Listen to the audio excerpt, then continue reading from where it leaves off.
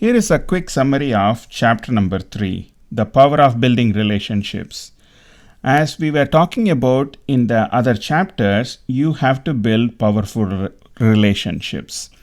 And you have to understand why they are important, explain how relationships can bring value through consultative selling, that is through adaptive selling, understanding what the needs of the customer are, and accordingly you are changing the way how you present your product, present your service, and make sure that they are able to relate to that. And also you need to create win-win-win relationships. That is, you need to win, your customer needs to win, and your customer is selling to somebody and they also need to win, as I told you earlier. And how you can use networking to build relationships. They are all given in this section 3.1. Okay, so if you scroll through it, you will understand the importance of problem solving when it comes to sales. So in sales, the customers are having problems and you have to solve it for them. And when we were talking about negotiations, I mentioned common ground. So you have to find that common ground with your customers or with anybody that you are interested in working with. Okay. And here is another concept called lifetime value. So what is lifetime value? When a customer comes and buys from you once, that is one-time purchase. But if they become lifelong customers, then they will buy a lot more from you over the time. And that is where they are giving this particular formula. It's very straightforward. How much dollar a customer buys, out of it, what proportion of it is the gross profit? So you sell something for, say, $75, and out of $75, 30% is profit. Okay, so that is about $22.50. And how many times do they buy? They buy only once. In that case, you just multiply that 75 times 30% times 1, you get $22.50 in profit. But if you are able to make a positive impression, and if the person buys for the next 5 years, then their value changes from, say, $22.50 to $112.50. How? Because it's 75 times 30% times 5. So when you are able to retain your customer, your profits are significantly increasing. And that is one important thing that you have to understand. Okay. And we talked about customer relationship management software. And that is also important because that is one way how you can convince your customer to stay with you. That's an important thing. And R-commerce is another fancy term to say that relationship-oriented selling can be very successful. That R stands for relationship. Okay. So these are all the ones that are given here. Again, they talk about trust, which we talked about in chapter 1, because if there is no trust, then nobody is going to buy from the salesperson, right? So you need to think about that. And there are some other suggestions that I found to be interesting. Under promise and over deliver. You don't want to say we are going to do this and that and everything, and if you don't deliver on them, then people are not going to appreciate you very much. So you better make sure that whatever you are telling, you are delivering it. At the same time, you also over deliver so people appreciate you. So these are some nice things that are given in this particular chapter. So I thought I will briefly mention that. Now, one another thing that you have to think about is networking.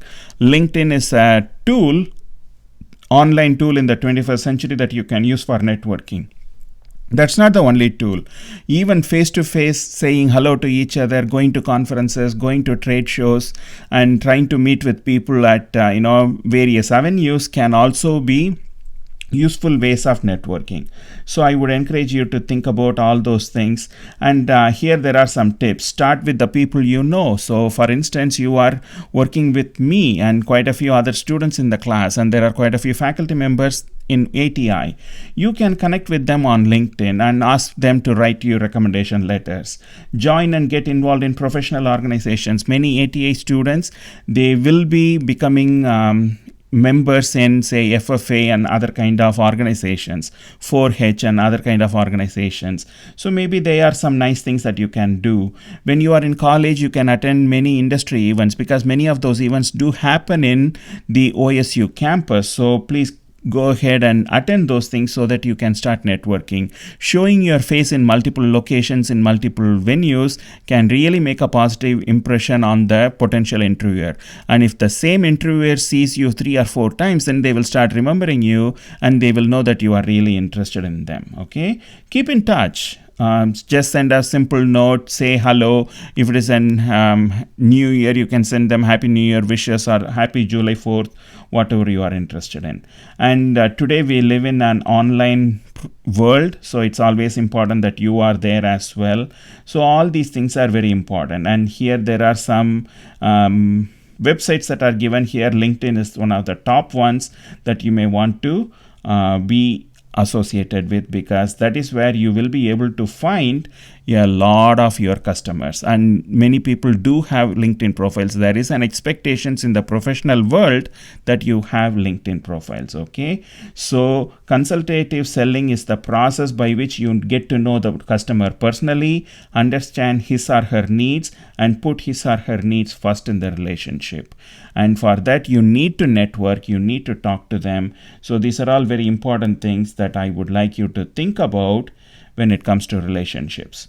And also in section 3.2, they are talking about the importance of adaptive selling. That is, you are changing your approach according to the needs and understanding what type of person that you are interacting with, your customer. Okay, and I found this to be rather interesting. This is that picture that I wanted to emphasize.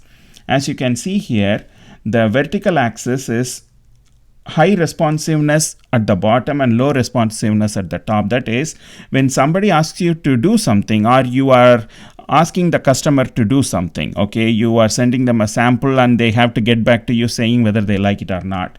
If they quickly respond to you, then they are high responsive. At the same time, if they are slow in responsiveness, then they are low responsive. Okay, at the same time, when you are interacting with them, they are very confident. In that case, we call it as high assertiveness. And if they are not so confident and they really want you to tell them what would be right, then they are low in assertiveness. So based on this, you can divide the set of customers into 4 major groups.